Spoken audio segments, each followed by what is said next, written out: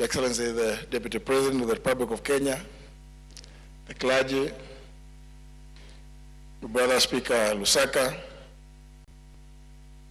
the governors present, members of parliament from both houses, fellow mourners. I stand here first and foremost to condole with my friend Edwin, because as he told us himself, Joyce has been not just his wife, but a phenomenal leader.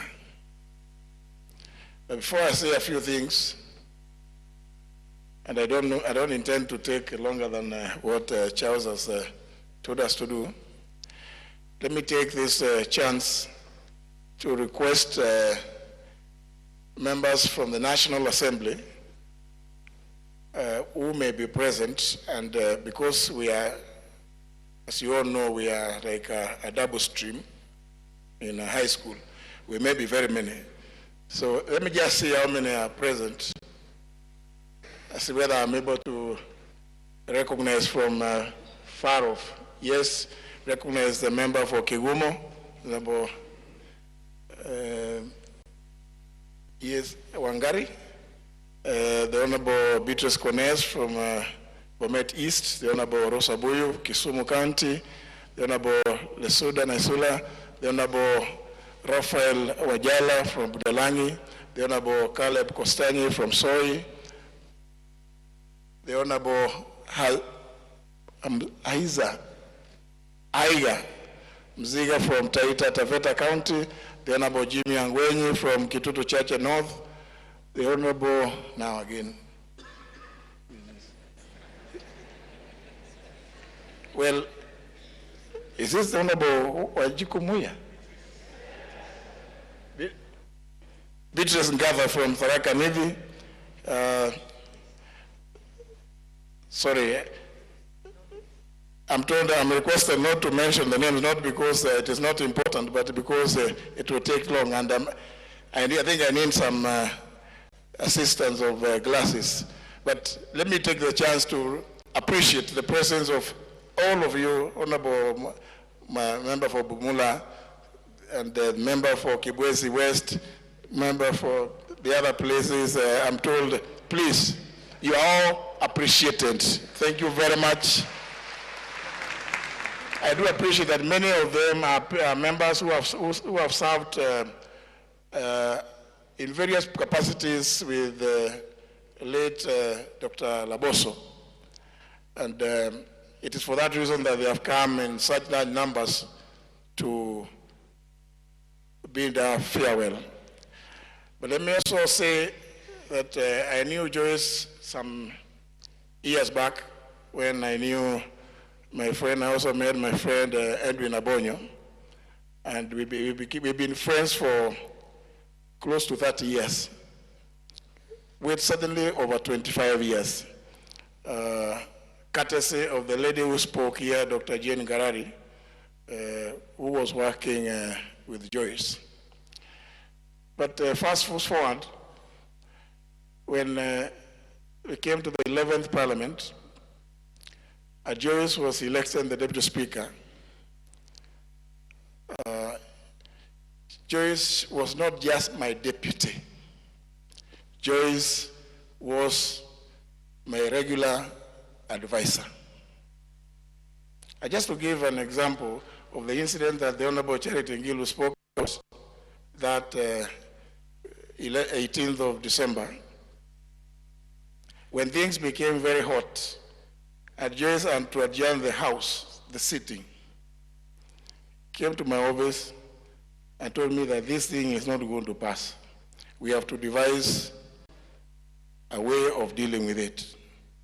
And since, as you know, the Speaker General doesn't sit in committee of the whole House. It is the Deputy Speaker or any other of the other members of the panel.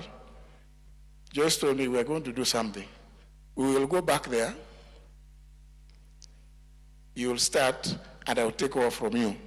from the Speaker's chair. A very clever thing, and I'm sure many of the members who are present then may not even have known what exactly happened.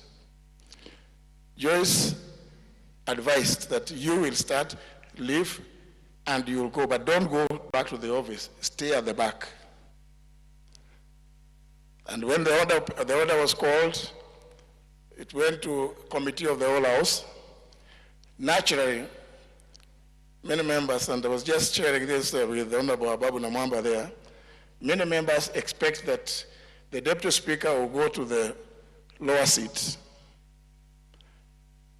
or any other of the assistants. But on this particular one, on the advice of Joyce, order paper, committee of the whole House, and Joyce stands up, doesn't go to the lower chair, walks out, and I walk in, and I go to the lower seat.